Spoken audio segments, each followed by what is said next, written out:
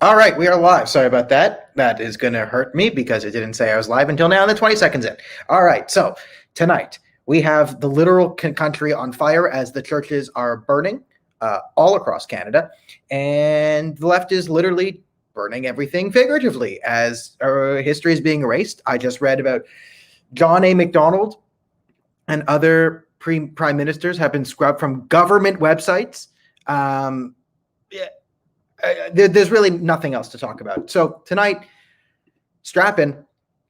We're going to go over, yes, what's happening now. I can't build back all the churches. We can't. But we're just going to go over Canadian history because it's July. And maybe this should have been done on last week's episode, closer to Canada Day. Maybe. But you know what? We're doing it now. We're doing it tonight. So we'll go from the founding of Canada. Screw it. We'll start with the landing of Samuel de Champlain in 1608.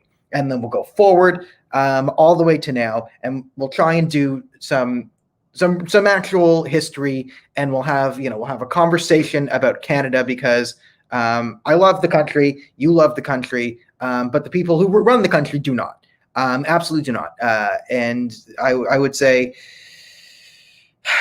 it's pretty disturbing. So let's. What inspired you to this? So I talked about the churches burning last week, but the churches are still burning, and still no one cares, and this is beyond absurd. So if you saw the video of the worst of the CBC today, I'm obviously still upset that churches are burning. But I also had talked with family members who are not far left by any means. But when I tried to, I brought up the fact that churches are burning in Yellowknife because I have family in Yellowknife and I have family that go to church in Yellowknife. We didn't even know about this. Like they didn't even churches are on fire. What? No, it was like no, yeah, dozens being burned down. And it was like, oh my God. Well, he's like the Catholic ones. It was like, well, it started the Catholic ones, right? But now it's like the Vietnamese ones are being burned down too. All right. Hello, Robert. Too much nonstop insanity. My head hurts. Same here. Good to see you too, Peter. Okay. I've made the point. I'll just reiterate. I'll re-litigate it quickly for everyone who didn't watch today's video or read the article in the National Telegraph. I'll put up the link to the article in the where I say the church burning has to stop. So I mean, my full views on why you can't be burning down churches. I'll put in the comment section.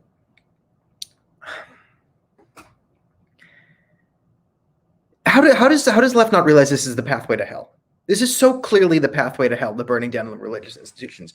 Now, I outlined the two main problems. One is the tacit acceptance from the political elite is going to create a lot of problems. One, you're pretty much excusing it on the grounds that, I mean, Justin Trudeau and Gerald Butts pretty much blamed the natives for it. That's what they did.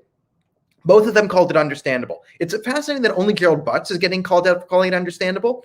Because Trudeau did call it understandable. He said, it was unacceptable, blah, blah, blah, blah, blah. He said all the right things. But then he went on to say, but also it's understandable. And no one really hit him on that one. But Butts got it. It is not understandable to burn down a church because of, past wrong. Like, again, I don't want to belittle, residential schools here. And that's not the intent with what I'm about to say. But it was nowhere near as bad as the Holocaust, okay? The Holocaust was worse than residential schools. Doesn't mean residential schools were good. I'm just saying the Holocaust is objectively worse. Do I have the right to start burning down the German embassy? If I just lit the German embassy on fire, would anyone think, oh, well, you know what, he's Jewish and there was a Holocaust, so, how can you expect him to, act responsibly? And the answer is he's a human being and should be able to, control himself. That's the obvious answer there. But Butts and Trudeau and the entire political establishment is basically saying, well, these are natives who are doing it. They're very upset. They can't control themselves. I mean, it's this classic soft bigotry of low expectations first. But then they're all pretty much saying, the people who are burning down your churches, it's these people. And these people are burning down the churches. And, don't be mad because they could. And it's also like, if your church gets burned to the ground, your place of worship, you might be Sikh, your temple gets burned to the ground. If you're Muslim, your mosque, Jewish, your synagogue, right? Mormon church, Scientologist, Tom Cruise's house, right? So if I burn down Tom Cruise's house and you're a Scientologist, you're obviously going to be upset. You're going to be very upset, right? Your place, it's a personal attack. Again, we went over these feelings. I mean, it's a different thing, but the terrorist attack in London, the attack on London, against the Muslim family, I made the point, and it's true, that all Muslims in Canada I think, should be allowed a visceral reaction to that, where they kind of, it's allowed to hit harder. And I don't think it's an illegitimate feeling to feel personally attacked by a targeted attack on a random Muslim. I get it, right? When just Jews are attacked willy-nilly, it sucks. And when the political establishment says, well, Jews are allowed to be attacked because Palestinians are sad they're not allowed to kill enough Jews, maybe we should kill more Jews to make the Palestinians happy, I get pretty pissed. I understand it. It sucks. How do we not expect the Christians to feel the same thing? Like, the same thing with churches being burned across this country and politicians treating you like you're a bunch of Zionists, where it's like, oh, it's okay because, there's some historical inaccuracies that we're just going to accept as truth, that we mistaught to the children. And because of the historical inaccuracy we're pushing, attacking Christians is okay. Like, it's in the same way that Muslims were allowed to feel a visceral sense of unease at the attacks in London, the Christians of our country have a perfectly legitimate same feeling of unease and victimization, whatever you want to call it. Well, dozens of churches are being lit up across this country. By tacitly accepting this, you're sending the message to the Christians that they don't matter. What better way to radicalize someone than to, I mean, this is what, like, Al-Qaeda, when they have to recruit people, they have to convince people there's a war on Islam, right? This is what the Muslim Brotherhood tries to do. The Muslim Brotherhood won't give the people the guns, but they'll try and convince them there's a war on Islam and then prime them for Al-Qaeda to come in and then give them the guns. What better way to convince Canadian Christians that there's literally a war on them than to have, like, wide-scale vicious attacks on them and accept it? It's ridiculous. Okay, so we have that. We have the fact that Christians are clearly under attack in this country. Clearly under attack. There's no question. Christianity is under attack in Canada. I don't like being hyperbolic. I hate saying the war on X, Y, or Z, but it is an objective fact that Christianity is under attack from Canada. Just like Alberta, is the government is anti-Albertan, it's also anti-Christian. Straight out, they say burning down churches is understandable.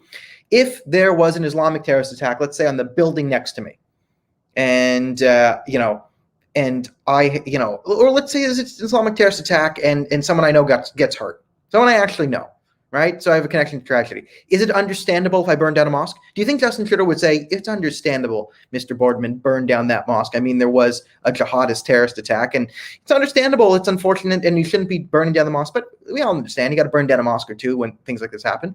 No one would ever say that. Because that's the right thing to do as a politician, to not legitimize burning down mosques.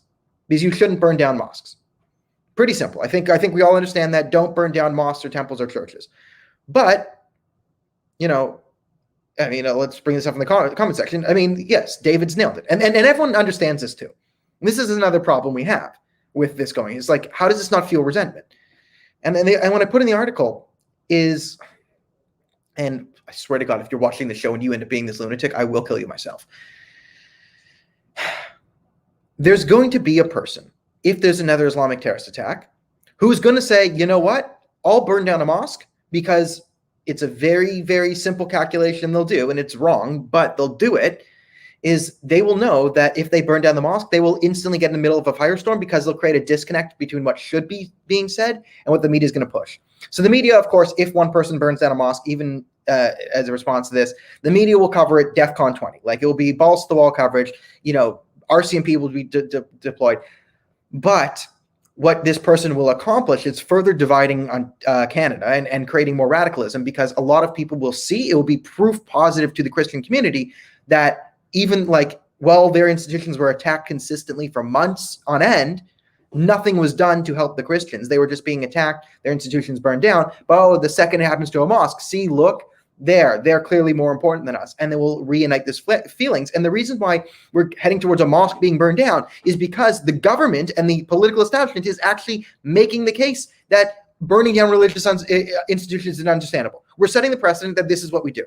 Or we're just burning down the religious institutions, fine. If mine gets burned down, yours gets burned down too, which is bad. It's evil. It's terrible logic. I I mean, I understand the logic. I've never liked it. I mean, to say I understand it, it's stupid, and it's actually not logic. It's pseudo logic. But I've seen, you know, people go down the white nationalism route where they will say, well, complaining about racism towards white people, and say, yes, there is discrimination against some white people in certain senses in the society. But that doesn't mean then it's okay to discriminate against blacks or whatever, right? Because you're right in the sense that discriminating against white people is wrong, right? The correct answer is then, because discrimination against groups is wrong, therefore we should all be equal. That's logical leap, right? The white nationalists then go, if white society discriminates against whites, we have an anti-white society, therefore we need less blacks, and we should actively discriminate against the blacks because white and black are different. It's like, well, so stupid. But I understand it because it makes pseudo sense in some weird world that people live in, and not everyone can be, I can't think for everyone here. So you get that logic, and someone's just going to start burning down the mosques. And then we're going to have absolute chaos. We're just going to have absolute chaos. You know. Thank you, Peter. All right. Yeah, and like, I'm going to, like, people, like, this is a perfectly legitimate feeling. Right on. Christians are under attack. They are. And it's not just the Catholic Church. I saw a Vietnamese church being burned down. Because we all know the real villains of the residential schools were the Vietnamese. I mean, it was clearly the Vietnamese boat people who came in here around the time that the last residential school was closed down. They are the real perpetrators, right? It's the Vietnamese. I think we can all agree that it's not John A. Macdonald's fault what happened to the indigenous. It's purely the fault of the Vietnamese. You know what? Thank you. This is the official stance of Uninterrupted. So this is now kosher. This show's now kosher by Bill C-10, Bill C-36 laws. Again, this is, you know, yeah, this is true. This is where we're going. Okay. So please like and share the video. It really helps me out, helps out the algorithm. So click all the buttons, you know, like the page, subscribe to the YouTube channel, call your grandmother and tell her to watch. And then if, you know, you want to. All right. Thank you, Matthew. Okay, so let's get to the meat of this. Let's get to the meat of this thing. I just saw this article, and it might have been from, it said 2020, but John A. Macdonald, along with 5 Canadian prime ministers, have had their biographies scrubbed from the Canadian archives because it's outdated and offensive. John A. Macdonald's biography is now too offensive to be read. If John A. Macdonald's too offensive, move out of the country. Just get out. But I'm Cree and what, I don't care. Like, you're not fit to live here. Find somewhere else. Find somewhere else. Find another country whose sins you find less offensive. Just go. Find another country that you think, okay, that's not as evil. Right? Because this country is great and its history isn't perfect. And I can say this as a family that's legitimately experienced discrimination in Canada. Okay?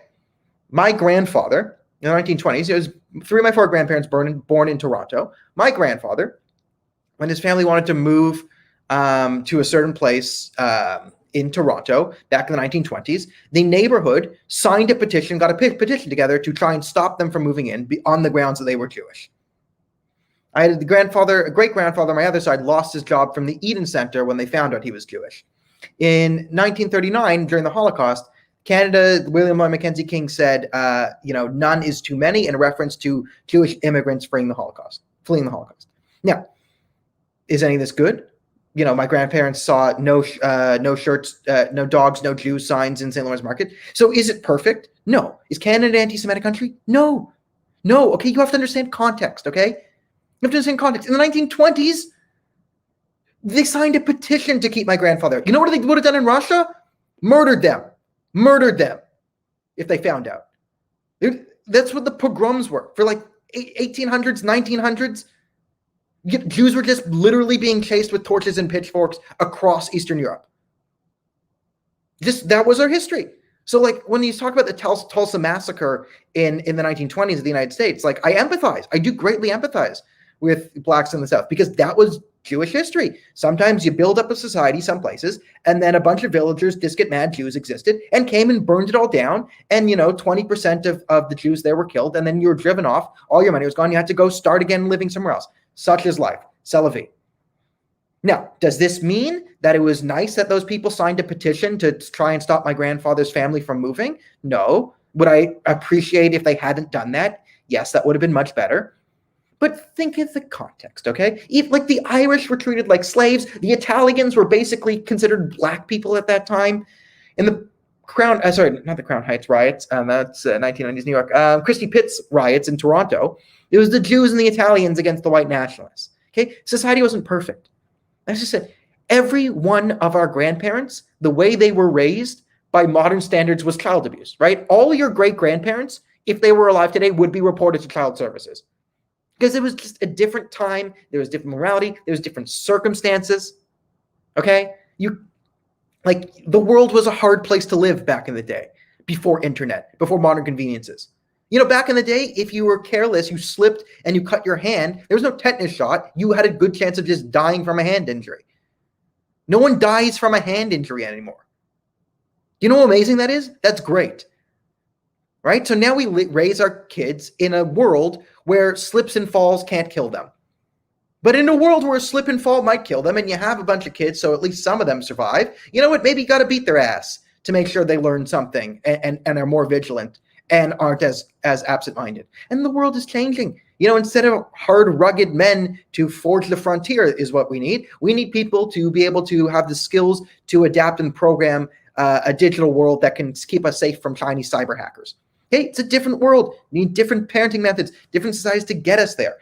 And the fact that we are just pretending that modern morality, that the year 2021, why didn't Johnny McDonald take a diversity, equity, and inclusion course at Queen's University? Why didn't he do that when he was growing up there? Because they didn't have those there. Because it made no sense. Gender studies doesn't even make sense today, and we have it. But we didn't do that. Okay? We didn't have modern conveniences. We need perspective on Canadian history. Okay? And I said this before, and this is now my new line on Canadian history, and it doesn't, again, I'll always qualify, it doesn't minimize Indigenous suffering or the internment of Ukrainians and Japanese. But every single sin of the Canadian government from its inception in 1867 up until now is nowhere near as bad as 5 minutes of what the Japanese did at Nanking. In Nanking, little children and babies were raped with bayonets. Raped with bayonets. They had a contest, Japanese soldiers, covered in the Japanese newspaper, a beheading contest. They gathered up enough Chinese people as they could. They grabbed a samurai sword, and they saw how many people they could decapitate within a set time period. It was a contest. It was a sporting event. The unimaginable things that happened at Nanking. One of the true horrors of history. 5 minutes of that is not this, outweigh the sins of Canada combined. Find me a country that is without sin in its inception. Find me anywhere in 1867 that meets the moral standards of 2021. You cannot do it. Can't do it. All right.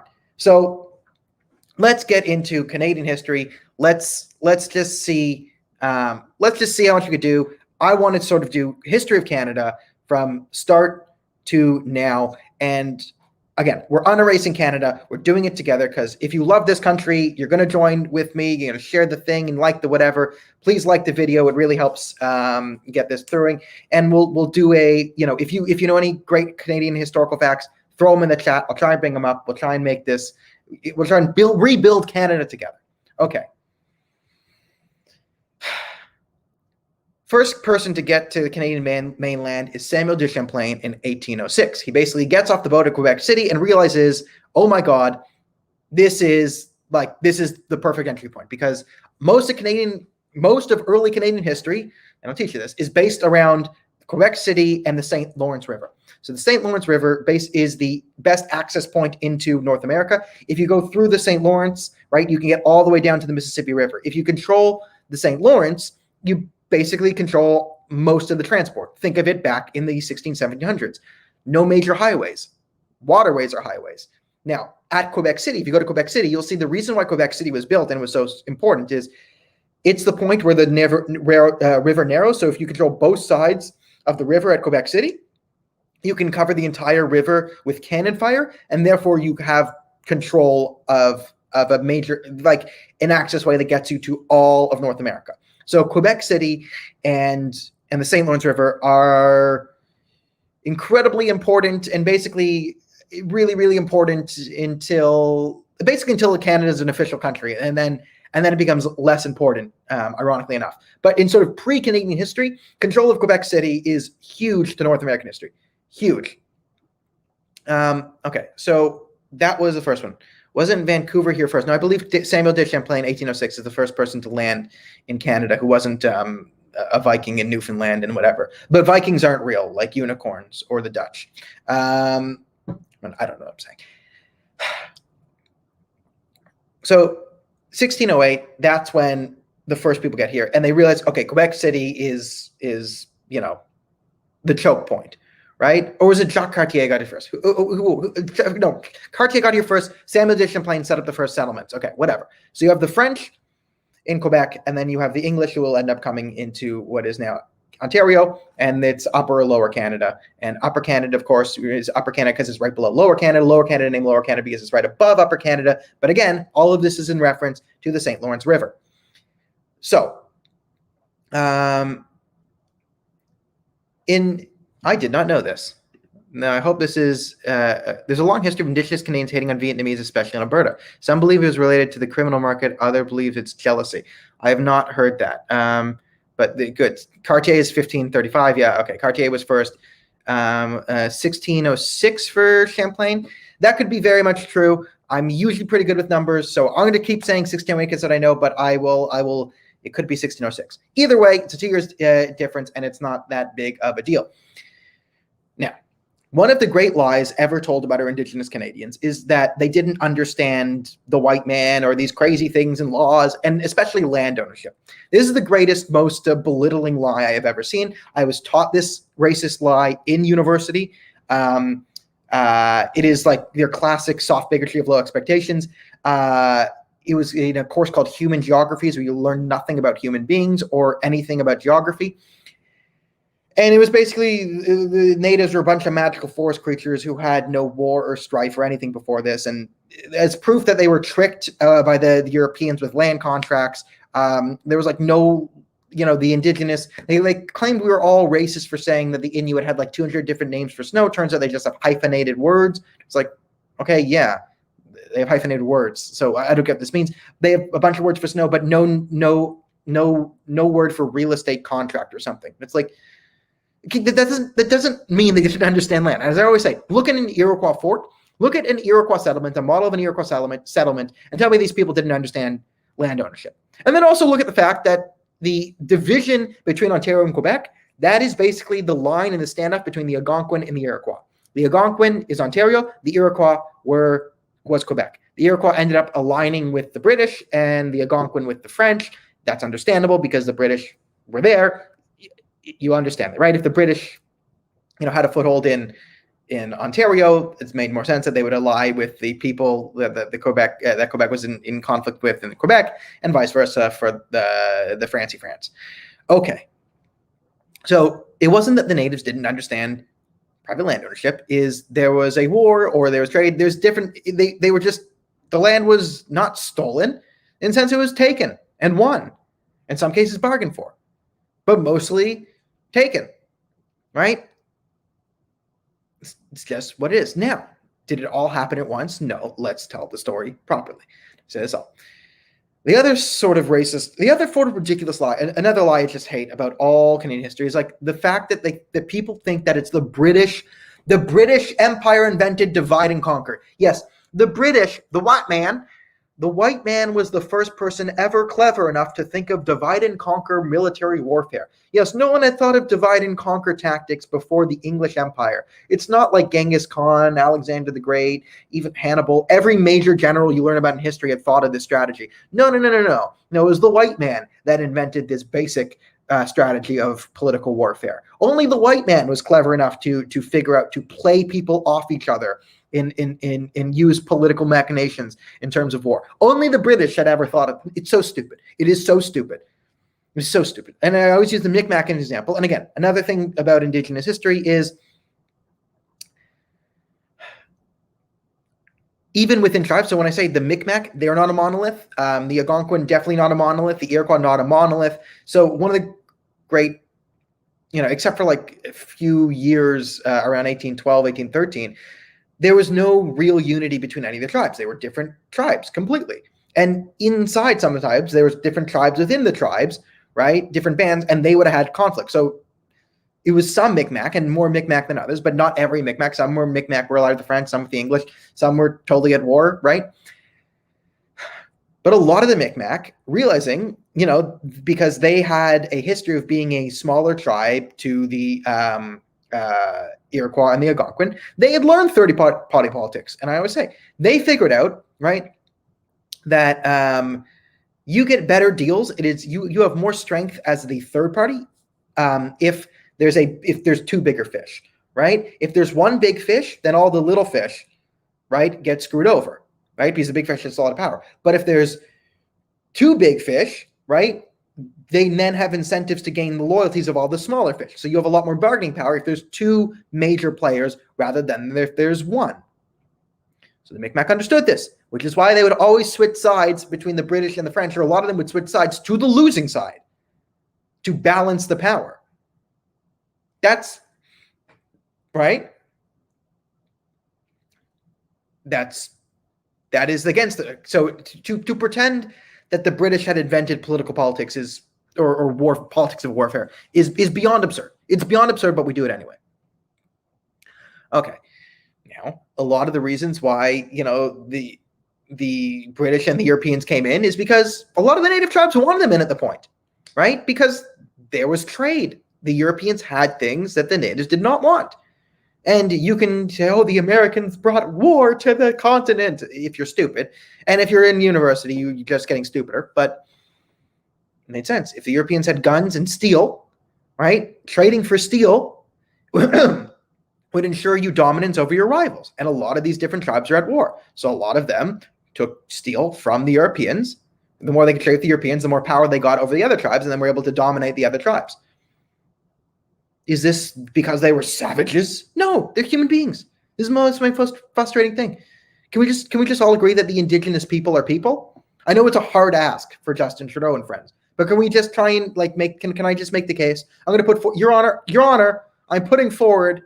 Let it be known by the record that the indigenous tribes of North America are actually human beings who experience human emotions and exhibit human behaviors like most other human beings. But no, they were spiritual. They used every part of the buffalo, and they gave spirit to the thanks god of the wind here on Turtle Island. And it's like, yes, they had different religious beliefs, but let's not pretend they were like your friend, Becky, with a heart with 7 eyes at the end of it, who was doing an environmentalism degree and they ran. Remember, they just run whole buffaloes off the cliff. So if they had the ability to mass hunt, I doubt, we would have seen such ecological preservation by the indigenous communities had they had modern industrial tools, right? And a lot of the reasons why it wasn't because there was tons and tons and tons of open land, right? And not the technology to basically mass hunt these animals to the brink. Would they have done so? Yes. How could you say this about the indigenous? Look at Australia. They're indigenous people. There used to be giant wildlife in Australia, hunted by the humans, because humans are pretty great. I love humans. We're the smartest, fastest animal on the planet. We're the strongest, smartest, and fastest animal on the planet. No, we're not the cheetah can run faster. No, it can't. Humans have broken the sound barrier and the speed of light. Yes, with tool use. We can breathe underwater. We can literally fly. We're the greatest. All human beings are amazing. Except Trudeau and Jagmeet Singh and Calistani Trudeau and Bald Trudeau, O'Toole, and all the other Trudeaus that I can get into this. Okay. So we have a war between, English and French and the indigenous, but we also have great cooperation at the time. Canada's story is that of, I think, always been very, what I'd call progressive, not the modern progress, but it's always been a place of coexistence. And listen, not always beautiful, happy, loving coexistence. Were there massacres? Yes. Were there scalping of natives? Yes. Did the natives massacre some white people? Yes. Did they get along at points? Yes. Was it, did some tribe of the Algonquin massacres some Europeans? Yes. And then did settlers take revenge on people who had nothing to do with that? Yes. And then did they respond in a circle of violence? Yes. This is the tragedy of human existence. Things happen and people come into conflict, but there was coexistence. Okay, so let's push towards the first major event in North American history, which is the 7 Years' War. And we call it the 7 Years' War because, as you know, this war lasted for 9 years. So the 9-year-long 7 Years' War starts in 1754 when famous British general George Washington starts attacking the French about some forts up and down, whatever. Yeah, George Washington actually started that. Okay, so the 7 Years' War, it was, they call it 7 years because that's when the fighting started in Europe. It's technically World War I. The 7 Years' War is like the First World War, but the Americans call it the French and Indian War. French-Indian War, 7 Years' War. Okay, now again, this is British with French. Now more Indians or indigenous people. India was in this war, actual Indians, so let's use indigenous. Sided with the French. That is true, but not all of them. They are, again, Native Canadians are never ever a monolith, except for one tiny exception, which we'll talk about soon. Thank you. There you go. Feel free to use those. There's also Fat Trudeau, who runs Ontario. Okay. This is the 7 Years' War. Now, the big point of the 7 Years' War is the Battle of the Plains of Abraham, 1759. This is sort of the decisive battle for Canada because this is General Wolfe and General Montcalm. They both have two horrible days as generals. They both do stupid things. However, the British general makes less mistakes because they both end up dying. And the British take control of Quebec City. As British take control of Quebec City, they then have full control of the St. Lawrence. This makes them the major power in North America. The French influence is vastly decreased, and this is pretty much starts the history of British dominance in North America. Now, there becomes to rise a second power very soon, which would be the Americans. They want to declare independence, and the way the British try and offset this is the British, want to sort of make amends with the natives. Because of the war, and they figured governance of North America would be easier if we had better relations with the indigenous population there, who knew how to hunt and trap and whatever, and started to sort of try and invest in rebuilding native communities and increasing ties. However, the American colonies, which had just fought the war, didn't want to pay the taxes to rebuild the native communities that they weren't like things they were going to benefit for. Like they didn't care about British colonial interests. They wanted their own interests, and no taxation without representation. Bing, bing, bing, bing, bing, boom, boom, boom, fireworks. As you know, the story of American Revolution, Thomas Jefferson, James Madison, and George Washington took out a katana, nunchucks, and a bow staff, respectively, did a backflip over the British lines, karate'd their way through them, and then kicked King George in the testicles, resulting in American independence. That is the story of the American War of Independence, verbatim. So the Americans gain independence, and this sort of creates a new balance of power, which is sort of the American settlers and the colonies and the American startup against the old British Empire. Now, the British are not real good losers. The British, kind of funny in this, they don't really admit that they lost the Revolutionary War. They're still trying to basically treat America like it's still a British colony. They're putting they're like a really psychotic ex-girlfriend here who's like a popular ex-girlfriend. Like imagine you're not even the starting quarterback on the football team. Like you're like the story of the American Revolution is like you're just a normal kid at high school. You ended up dating the head of the cheerleading squad, and you broke up with her. But now she's pissed, and she's gonna be spreading rumors about you. This is America 1780s through 1812, and use this analogy as much as you like. So what starts the War of 1812, technically, and even though it wasn't really, is there was actually a British policy that Americans, if they wanted to trade in Europe, they would have to pay British tariffs, and then if they're landing in the Netherlands, then Dutch tariffs, right? So why would you have to pay British tariffs if you're an American ship going into the Netherlands?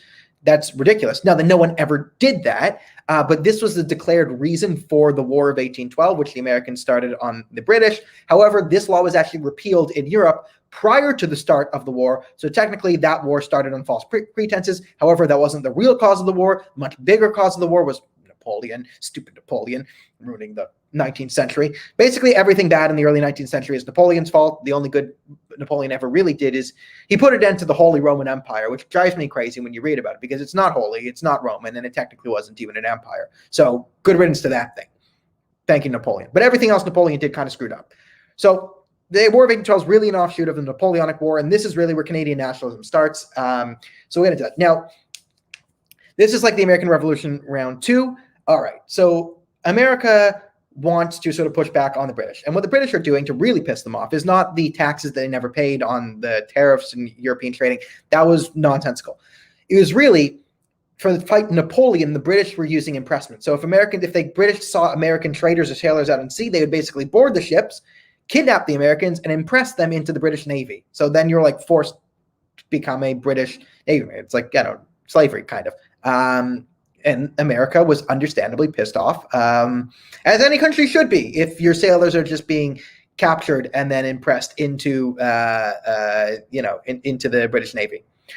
Okay, so here's where Canadian nationalism starts off, because there's really 3 sides. Let's talk about the 4 different players in the War of 1812. Okay, so the War of 1812, it's like when Canada fought America. So you have, so we'll say the Canadians. So this would be like the people living in Canada. You could call the settlers and the colonists, right? The Canadians, you have the Americans, you have the British, and then you have the natives.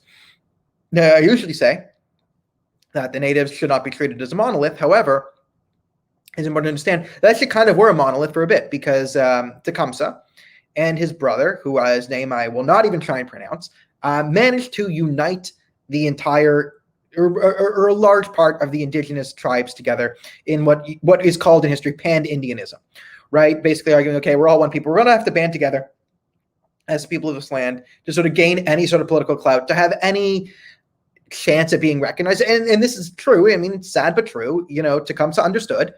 I know it ruins the narrative to say that there's indigenous people who actually contributed to your country who really understood, wide-scale macro and micro politics. I know, blasphemy, but they did. He rightfully understood that the only way to gain bargaining power would be to unite. So he was under the impression that no one could beat the mighty British Empire. So the bargain was Tecumseh and the Pan-Indian Alliance would fight for the British here against the Americans, right? The Americans were pissing off the natives more than the British at the time, as they were more aggressive on their westward expansion at the time. So they were promised the state of what you now call Indiana. There's some Canada, a bit mostly what is now the modern state of Indiana. They were promised this in exchange for help. Now, so that's what the natives want. And the War of 1812 is really a tie, except for the natives, where they clearly lose that one. Okay, so you have the British interests. Okay, what are the British interests here?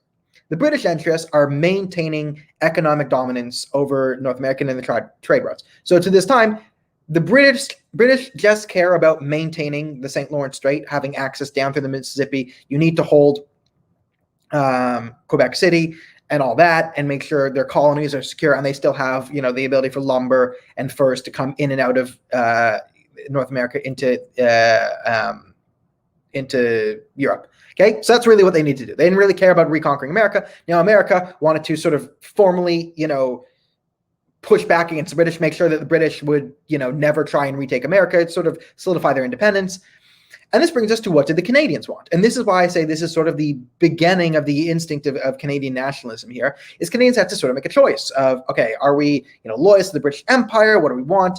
And it sort of comes in after the War of 1812, the war that happened in the year 1812, that we actually start to sort of, you see a growth of the concept of Canadian nationalism.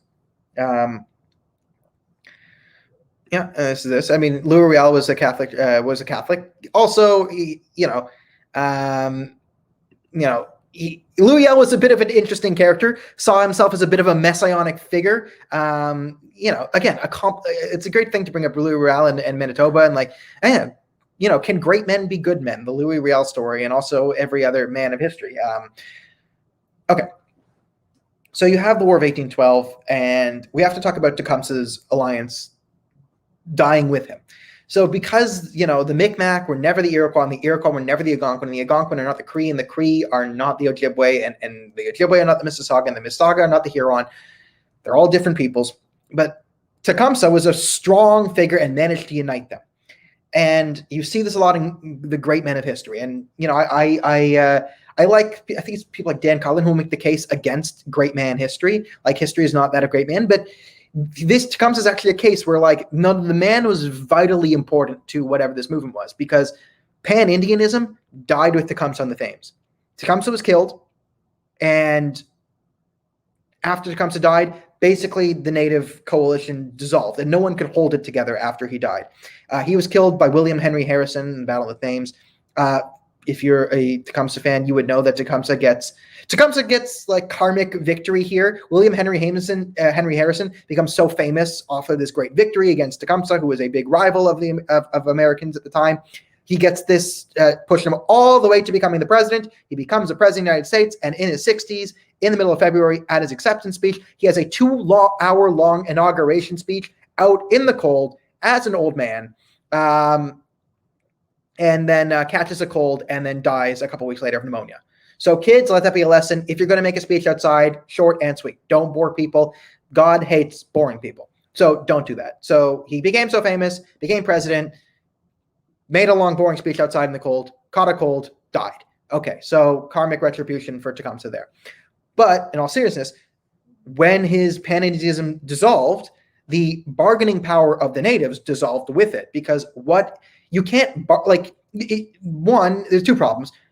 One, just major logistically, like how are you going to bargain with a wide group of indigenous people who, like, one tribe doesn't hold to the same thing as the other tribe? Like, you just can't logistically bargain with all of Canada's indigenous people ever, except for like 1 year when it was under Tecumseh.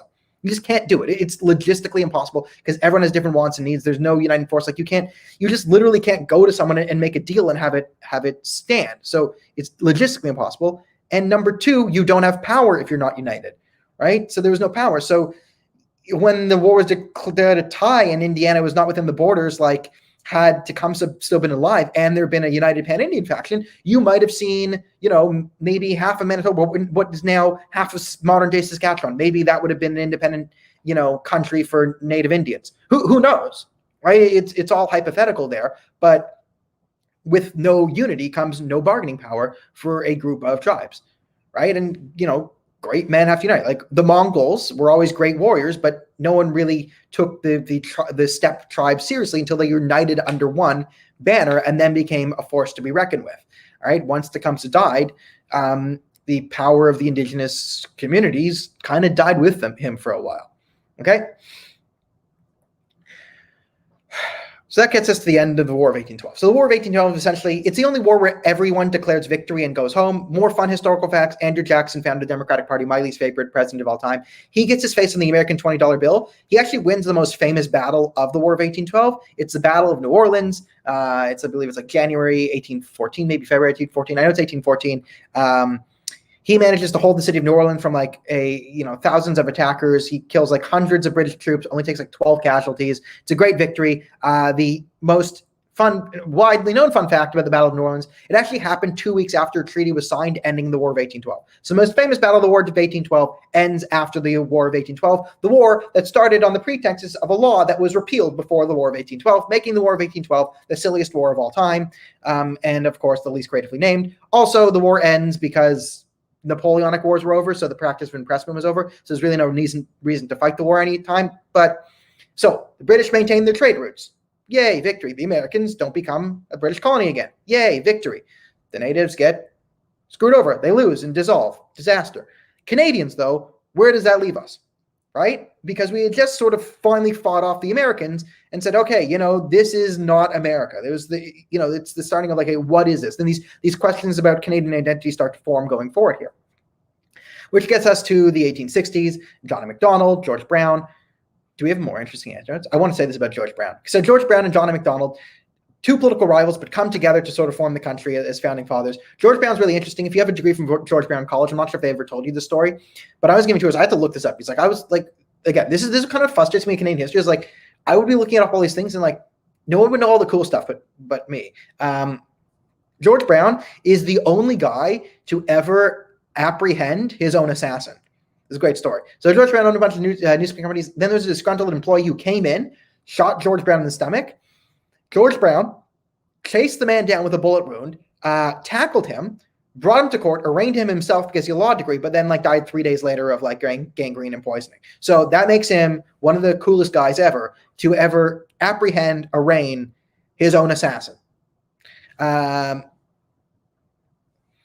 Cool guy. That's pretty based for the founder of Canada. All right, so these were the men. These were the times. So when I want to, and I tell stories like that, one, because it's cool and people like cool stories like that. But people need to understand the times we're in, okay? When the residential schools were created, remember, John A. Macdonald fought off even like crazier stuff for me to, like the conversation was not about intersectional feminism at the time of the residential schools. It was, we had won a war against these people, okay? We had been cooperating and at war with this community, and we had won a war. And you could say, is the war justified or not? It's the 1800s. Who cares? The conversation at the time is when wars were won throughout all of human history, from the Big Bang Theory, kaboom, universe created, until 1867, the conversation at the time was, oh, we won a war. How do we do it? And the two most there are three options, okay? And this became a new option. The two most common options are, well, this side lost, we should kill them all so they can never take revenge against us. Or, you know what? Let's be nice and not kill them all, but exile them all, push them all away and drive them off the land so they're not here anymore, so there's no more conflict. Then there became a third option, which is more progressive, and this is the residential schools, and it was, let's try and integrate them into our society. Now, was this integration done as an act in a kindly manner? No, there was some racial malice to it. There was an intention to destroy their culture and their community and their language and turn them into what we saw, they are barbarians, let us civilize the savages. That was the intention. Civilize the savages. Now, is this what we'd want to do? Take people away from their families or whatever and force them to learn different things? By the way, okay, I'll bring up the Japanese again. The Japanese did this to the Koreans. There are still Koreans out there, like Koreans your grandmother's age. Some of them don't speak Korean, they speak Japanese, and they hate it because the Japanese literally did this to them 100 years after Canada did it to its indigenous. Okay, I'm not saying this makes the indigenous schools okay, or there was sexual abuse and other types of abuse at the residential schools, and yes, we got to find a way to move forward together and find reconciliation. But let's please be honest and say, at least can we be honest and admit this happened in 1867? And in 1867, there was no critical race theory that we should there was none of that. All right. The conversation was kill them, exile them, or assimilate them. Now, what we do know about assimilation, the best way to assimilate people is actually through kindness. And, people will try and stay harder to the beliefs if you try and beat it out of them. The best way to assimilate people towards Canada is to treat them with kindness and respect and tolerance and openness, and they will then want to adopt your values. That is the best way to assimilate people through human nature. All right, so here's a historical comment. Sorry, the Iroquois with the Americans, complicated Mohawk story, fought against Canada from Micmac, Huron, Ojibwe.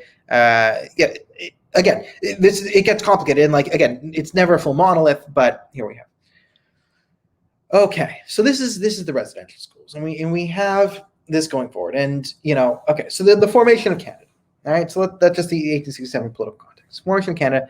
We know you have the Charlottetown Conference. Boring. The more interesting story of why the British finally gave it the catalyst that actually had the British and Queen Victoria sign Canada's independence as a dominion, not as a country, actually as a dominion in 1867, was, I believe, the Fenian Rebellion, where a bunch of drunk Irishmen who were veterans of the American Civil War. They were pretty pissed at the English for doing something against the Irish. So they got pretty drunk and they just came up to Canada, and they ended up defeating a British detachment there. And they kind of won a bunch of battles and got into Canada, but it's Canada's huge. Problem of 1812 is Canada's huge, America's huge. It's nearly impossible to, hold ground. I believe, it's too big of a country to hold ground with 18th century, 19th century technology. Okay, so then they went home. So then the British realized, okay, maybe we should give them their own country, their own defense, and then they could be a dominion. So 1867, we become a dominion of the British Empire. A dominion means we have control of our own internal affairs, but Britain controls our foreign policy, which means in 1914, when the British declared war on Germany and the other Axis powers, Canada was at war too, legally. Okay, so when I've made the video about Vimy Ridge, it's 18 minutes long, and I'm not going to go fully into it, but we have to go into the First World War because this is like the birth of Canadian nationalism. In the First World War, this is where you really start to, like, Canadians really start to define themselves as a nation. Because yes, for Empire and Queen, and we always had great relations with the British because, you know, they really wanted to keep those port cities that were really so integral. There was never really much overly, like, there was different, like there was, how they treated the Canadian settlers versus the American ones was different. So we get to World War I, and this is kind of like the first where Canadians kind of realize they're different. They're not Europeans. And you start to see an actual Canadian identity sort of form themselves, because we get there. And the first year of World War I is horrific and tragic, but also ridiculous and kind of comical in a morbid sense, right? Because you have Europeans just marching into war. Dan Carlin has an excellent analogy of the First World War that I love. He calls it a historical estuary. An estuary is where salt water and fresh water mix. And his estuary was where 19th century military commanders and 20th century technology started to mix. And you see this in the tactics, because this is the first time people with like mounted machine guns were going up against people with other, you know, large supply machine guns. Like usually if the British went against someone, like, you know, an African resistance tribe, they had like, you know, a couple machine guns, not dozens and dozens and dozens of them stacked across the lines of barbed wires and all this. So you saw these sort of, you know, the 19th century military ideology of like nobility and like honor, and like you read some of the British stuff. Who was the guy who defeated Napoleon's army? Captain, what's his face? He has a statue in Montreal. What's it? Trafalgar? That's not Trafalgar. Is it Trafalgar? Who? I can't remember.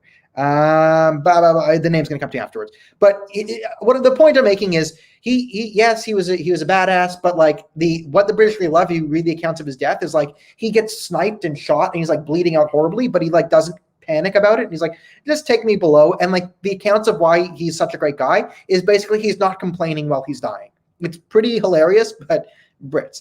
Okay.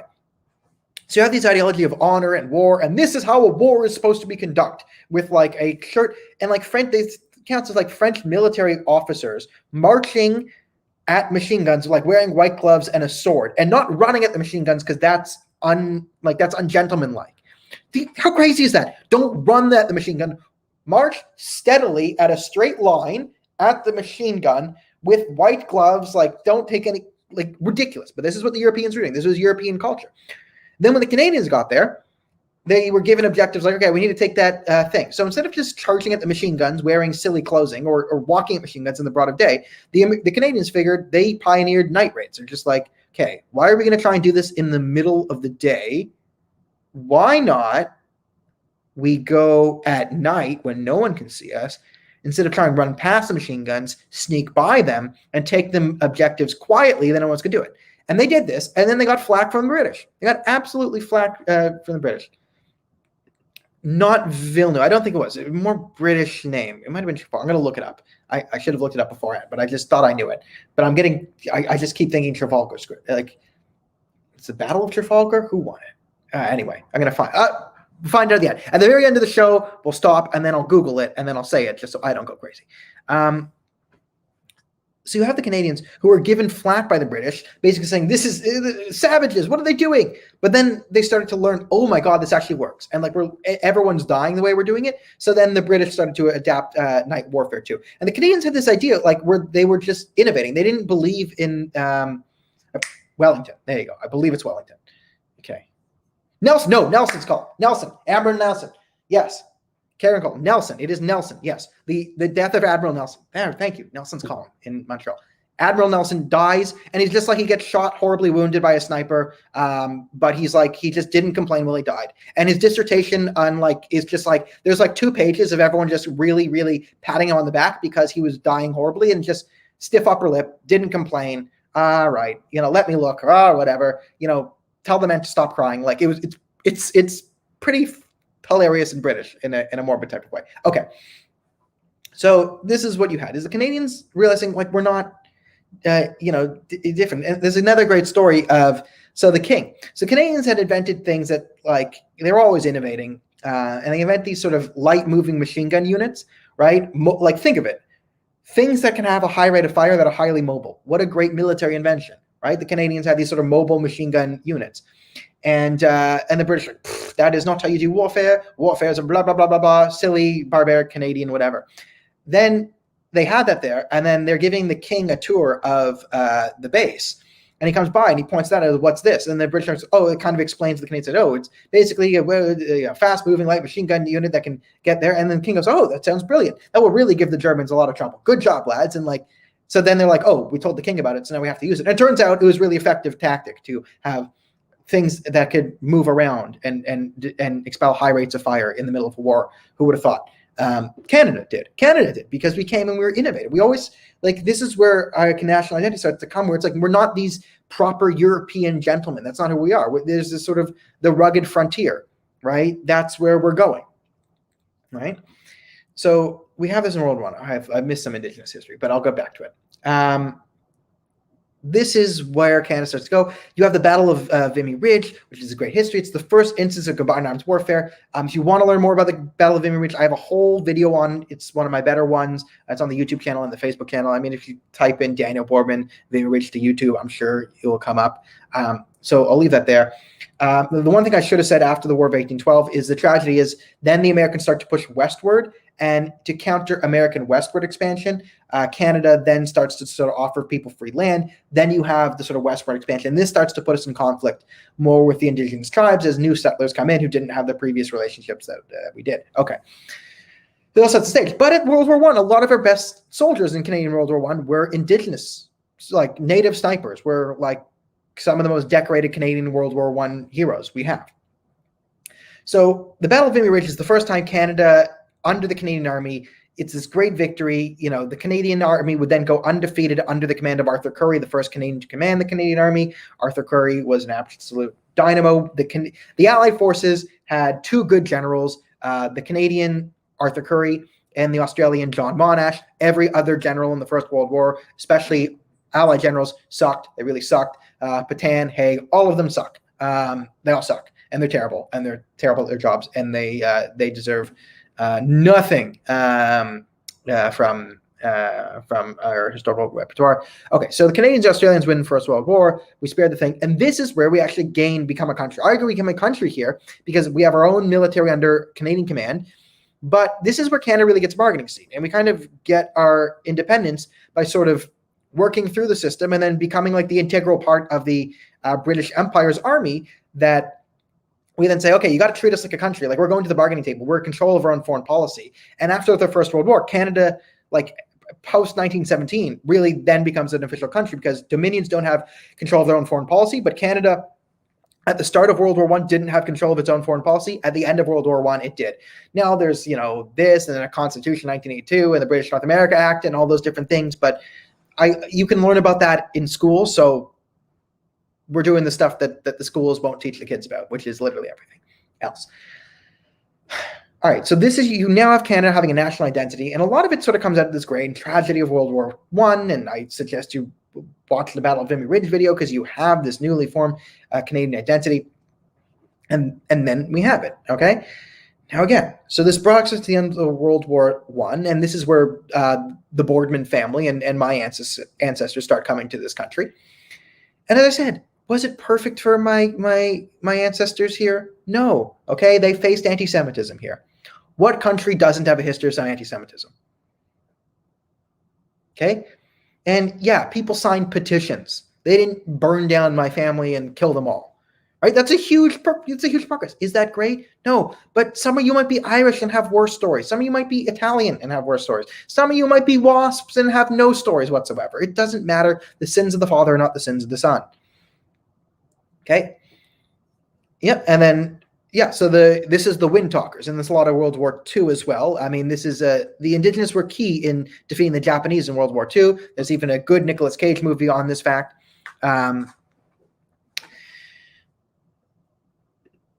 Iceland? No, Iceland isn't a real place. Iceland was made up by the Jews. It's a Zionist conspiracy. Again, only real accurate history going on here. So you have Canada actually starting to form as a country in at the end of the First World War, right? In World War II, we actually declare war on the Germans, so we're a functioning country there.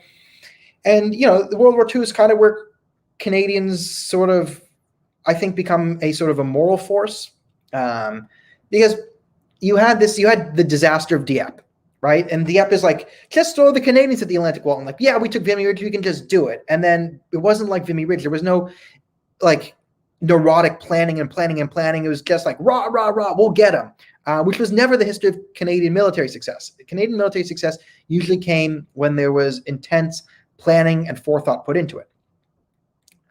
So Dieppe was a disaster. The Canadians, we redeem ourselves at the Battle of Juno Beach. Most of us know about Juno Beach, advancing way beyond. They were the only ones who were actually going to meet the objectives set out at the beginning of the day. We had to be called back to not stretch the Allied lines too far because the Canadians were getting too far ahead. That is the story of Juno Beach. But the real story of Canada here in the Second World War, is the liberation of the Netherlands. And this is what really makes our country special. We are the only country that I know of where the soldiers soldiers of a foreign nation march every year through a different nation to the applause of the populace and the establishment there. Because the Canadians actually made the decision to spend the time to liberate the Netherlands from Nazi occupation, because the Nazis were then falling back and stealing all the resources, and the Netherlands was starving, like the horrible conditions in the Netherlands at the time. And the Canadians liberating the Netherlands from Nazi occupation was a big deal. They could have taken the quick rate through already occupied Belgium, but 13,000 Canadian soldiers lost their lives to save hundreds of thousands of Dutch people. And this is why we get flowers from the Dutch every year. Now, technically, it's because the Dutch princess is here, and it's thank you for the princess, but it's really thank you for the liberation. This is why Amsterdam and Toronto are sister cities. There's a great connection between the Dutch and Canada, and it's one of the things that makes our nation great. And I bring this up because another seminal moment in Canadian history, and I always bring this up, is the Suez Canal crisis. Okay, so this is where we get this sort of peace talk, peacemaker coming to us. And like, we have the warrior stuff. Like, we're a very paradoxical nation in a lot of ways. And you get the bilingualism and the multiculturalism and this sort of warriors for peace mentality. And what I love about this time in history is the two big players here are Lester B. Pearson and John Diefenbaker. Diefenbaker, conservative; Pearson, liberal. Diefenbaker, the one to fully expand voting rights to everyone, gave the natives the vote in Canada. Pearson, his rival, changed the flag to the current Canadian flag. Two great men of Canadian history. Diefenbaker, also pretty much a character. A pretty good line in Canadian politics is after Diefenbaker lost the election, usually prime ministers go away after they lose an election. Like Stephen Harper, even though he's still an MP and had won his seat, he didn't stay in Parliament because it's rude. It would undermine the government. You don't want to be there around distracting from everything else. You sort of go away and give someone else your seat if you lose as the leader. It's what you do. Diefenbaker didn't do that. Diefenbaker just stayed in Parliament to annoy Lester B. Pearson as long as he could, prompting Lester B. Pearson to say, when asked by a report about this, is John Diefenbaker is a crazy person. He keeps walking around Parliament thinking he's John Diefenbaker. Pretty solid line. But I bring this up. These guys hated each other, okay? They actually viscerally hated each other. They hated each other more than Aaron O'Toole claims and Justin Trudeau really does. Because those guys, Justin Trudeau, Calistani Trudeau, and Ugly Trudeau, they all probably get along better than Pearson and Diefenbaker, but they're all more at each other's throats. And I bring this up is because Diefenbaker in the 1955, when the Suez Canal crisis was happening, and it had the potential to turn the Cold War hot, right? There was serious problems with the Suez Canal going out of hand. Basically, Egypt and Israel and all the Arab states were at war in 1948 and still kind of technically at war. And there's still border skirmishes between the Egyptians and the Israelis, and they were using Gazans and the Fedayeen to go into Israel and slit the throats of kids and women on kibbutzes at night and whatever. And there's border skirmishes. So war is going to happen again. Nasser nationalizes the Suez Canal, which is going to trigger a war because it's a major trading outpost, and it was controlled by the British. Now, here's where, let's go to the interest. Let's do the War of 1812 thing. Gamal Abdel Nasser wants a victory over the European colonial powers, right? The Israelis want the Suez Canal to be reopened so they could survive, and the British and French want control of the Suez Canal. So basically, what happens is the Israelis invade Egypt. because they're at war, and then the British and French sort of come in and stop Israel from invading and kick the Israelis out, and then take control of the Suez Canal to sort of stop the fighting. Now, it's all pretty, we all knew that.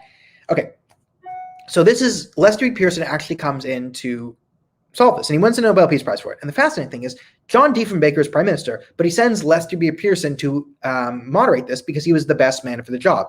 Bring this up as a story. It's like, is there a Republican or Democrat or liberal or conservative leader? Do you think Justin Trudeau would ever say, you know what, Pierre Poilievre, he's actually the most qualified person for this thing right now, and it's important, so I'll send Pierre and, one of my equal or whatever to do this together, just for the sake of unity and quality and meritocracy? No, this would never happen today.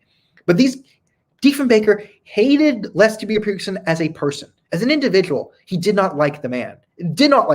Historical fact, John Diefenbaker and Lester B. Pearson hated each other as men. But as leaders, they worked together for the better of the country. And Pearson manages to negotiate. This is when the UN actually did something. There was like a 10-year period where the UN was functional, and then it got taken over by terrorists and communists.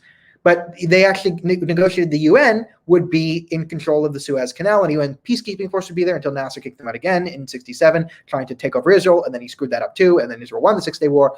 But this made everyone happy because Nasser got this huge victory over the Europeans, both the French and the English who had colonized Egypt in the past. The Israelis get a huge victory because the Suez Canal is then open so they can survive, right? So both Israel and Egypt win, and it's a huge loss and a pie in the face for the British and the French. So I would say like World War I is actually the end of the British Empire,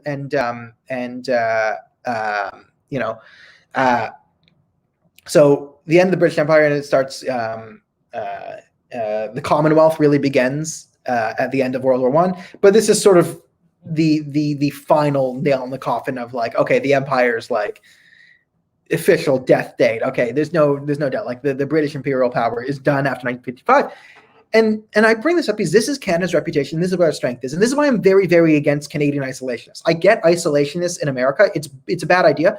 But when people say, Canada first, I'm totally a Canada first ideology. Like I do think Canada should be number one priority, but Canada first actually is an ideology, if it really is the best for Canadians, that should take into account the global world. I'm not saying globalism, but Canada gets invited to the G8 because our political clout and our ability to be a viable negotiator and a moral authority on all different sides, it really gives us more strength in bargaining and helps everything else downwind, economy and all of that happening today, right? Because who was trusted to negotiate the Suez Canal crisis, right? Canada was trusted there. We had the trust of the Europeans for doing things like liberating the Netherlands. We showed great courage in World War I. We showed great morality in World War II, right? And here's Canada being a fair adjudicator.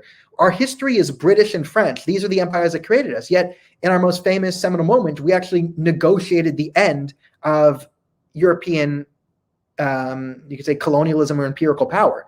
The empires sort of died at the negotiating table with the pen controlled by the pen of a Canadian soon-to-be prime minister. And that's a very complicated history. And I bring that up because Canada needs to be a moral authority on the world stage. Like, we got to be able to stand up to China and Russia and all these things, because Canada, we can gain our strength by being the moral voice of our allies who have a bit more failings, right? God love the Americans and the Brits and the French, but a lot of them have very strong history. It's hard for the French and Angolan people to have a perfect history. Like, this is why we are a great mediator. We gain more as a country by being involved morally on the global scale. What Trudeau does with globalism is really destroying our influence. So I'm 100% against Trudeau's globalism, because Trudeau's moral authority, it's a total bastardization of what Canada is. And he's, instead of using our moral authority as the country of Canada, he's actually giving up our moral authority as country of Canada, saying everything is morally equivalent. Canada and China are equal. So the countries now have no more use for us, because if we're going to say, okay, we have this relationship with Canada, and Canada is now saying, well, what's the difference between Canada and Iran? And I'm saying, well, Iran is a mass murdering country of theocrats, right? Then we lose this moral authority. This is why we have no allies left on the global stage, because we've turned to this Trudeau-esque style of globalism. All right? That's sort of what I want to do. So this is, we were 10 minutes over, but screw it. this is what I want to sort of get into the thing of like, this is Canadian history. And is it the whole history of Canada? No, we only had an hour to do it. Is there more we could have talked about? Yes. But I just wanted to get some perspective in there. Just maybe hit some pride, because with all this crazy nonsense from the left going, I fear the rise of isolationism on the Canadian right. And that's not the history of our country. That's not how our country is strongest. Our country is strongest when it is filled with allies, and that's that's the truth of it. So I'm really afraid of Trudeau's bastardization of our sort of history and principles, and it worries me. And the burning down of churches and the erasing of history. This is not the way to go. Erasing John A. Macdonald is not the way to make anything better. It's called truth and reconciliation, and you are not going to get reconciliation without truth. So I think that's a decent place to leave it here today. We got up to 1955. I mean, we're missing 50 years. Then Trudeau's daddy was in charge, and Iranian hostage crisis, and a lot of this you can get in school textbooks. But I hope that gave everyone a good base and reflection. I hope there were some interesting stories. And thank you to Admiral Horatio Nelson for being a total champ and not freaking out and rolling over your grave as I couldn't remember your name for about 5 minutes. You the real MVP. So that's it for tonight's broadcast. Again, every Wednesday night, 8 p.m. Eastern Standard Time, we are right here. Where's here? If you're watching it here, it's there. You know where here is. So remember to react to the video. It really helps. Like, share if you want to support on Patreon or PayPal. Greatly appreciated it. And I will have a good night, and you will have a good night. I'll go watch the Blue Jay game. Go Jays, go.